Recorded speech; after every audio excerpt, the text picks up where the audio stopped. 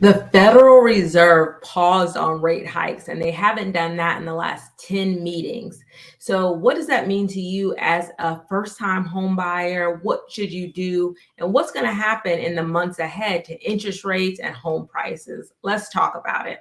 So, the Federal Reserve, in order to try to combat inflation brought on by the pandemic and by them decreasing interest rates so significantly and for so long during the pandemic, it was pretty much like free money, and that led to inflation. Also, the stimulus checks, all of that, that led to inflation. So here we are now where they had to reverse what they did during the pandemic. So back in March, they began to increase interest rates. They started out 25 basis points, then they went up more aggressively, 50 basis points, and then more aggressively, 75. They did four increases of 75, then 50, and then they've been slowly in 2023 increasing slowly, just 25 basis points in February, March, and May. And now they decided after the CPI data, which is the Consumer Price Index, that inflation went from about 9% last year around this time to 4%.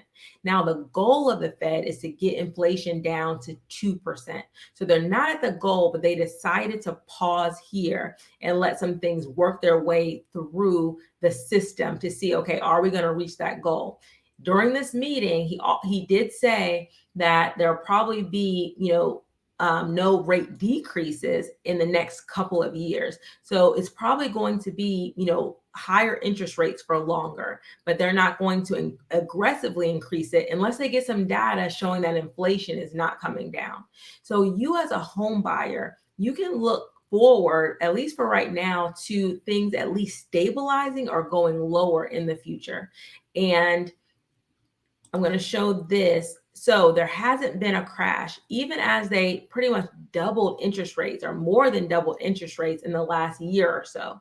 Interest rates went from about 3% or in the threes to right now, today, we're at about high sixes or low sevens as far as interest rates. But people are still buying, and home prices, the median home price in April was 388, and that's just down about 1.7% over last year. So you can look forward to possibly small drops in home prices or a stabilization of home prices. You're not going to see these wild swings of, prices going up 10%, 20%, but you will see maybe a regular, increase based on inflation. If inflation's at about 2%, you may see a 2% increase in home prices or so, or they could just stabilize and remain pretty much where they are. Okay, so don't expect any major decreases and don't expect any major increases. We're looking forward to a stabilization based on them pausing on interest rates and at least saying, nobody's 100% sure,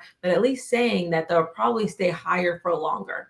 And something would have to happen pretty dramatic that would have them cut interest rates, possibly a recession. They may, cut interest rates, but you can see them stabilize in the sixes, or as time goes on, they may even get into the fives. I've heard a few economists and that sort of thing talk about them coming into a fives, but that may take a little bit longer for that to happen. Now, and that's why I've been saying for a little while, get ready, but there's no rush. So if you're ready and you find some opportunities where you find an affordable house, one that meets your budget, then you may go ahead and buy that house, right? But if you're still in an area where things are just still unaffordable for you, you may just have to, get ready, start increasing your income as much as possible, paying down some debt, and then seeing where you are as, prices further stabilize, maybe interest rates come down a little bit. Now, what's keeping prices so high? There are four main reasons. Inventory is still low on that resale market. People are saving, their 2% and 3% interest rates because it doesn't make a lot of sense for them to sell and get maybe a smaller home that's going to cost them more because, again, interest rates have doubled. So they either refinanced during the pandemic or they bought a home during the pandemic and they're staying put. There's no reason, unless it's a life change, getting married, getting divorced, having kids, moving, job relocation. Those are the people, death in the family. Those people have to sell for the most part, they have to sell, unless some of them are choosing to rent instead of selling. But those people that have to sell, they're getting rid of that 2% or that 3% interest rate. That's what's keeping inventory so low, because the majority of people are choosing to stay. Then you have new construction. To deal with the low inventory that's on the resale market, new construction builders, they haven't drastically dropped their prices. What they did was they bought down your interest rate. So if you're buying new construction, and most major builders are offering an interest rate incentive to get your interest rate between 5 and 6%, because they feel at that number, people are still willing to buy, people can still afford that mortgage payment. And that's the same thing. If you have an agent that can structure your offer well, and there's not a lot of competition for the home, you can use the seller's equity. If you're doing a resale, you can use the seller's equity to try to buy down your rate to maybe the 5 or 6%. So look into doing that. Also, unemployment is low. Like, we're at 3.7% unemployment. So that's pretty much or pretty close to full employment. If you want a job, you can find a job. It just may take, you may not be the job that you necessarily want, but most cases, if you are looking for employment, you should be able to find employment. And then buyer demand, we have millennials that are getting older in their 30s, they're starting families. And so buyer demand is still high for, people that want homes. Affordability is a huge issue, where a lot of people aren't able to afford homes at their current salaries, depending on where they live. That's why a lot of people are moving to more affordable states. Perhaps they're doing remote work, that sort of thing, but they're moving to more affordable areas to make it work for them. And I've done several videos, including this live, just giving you some ideas of how you can afford a house even in this market with these higher interest rates.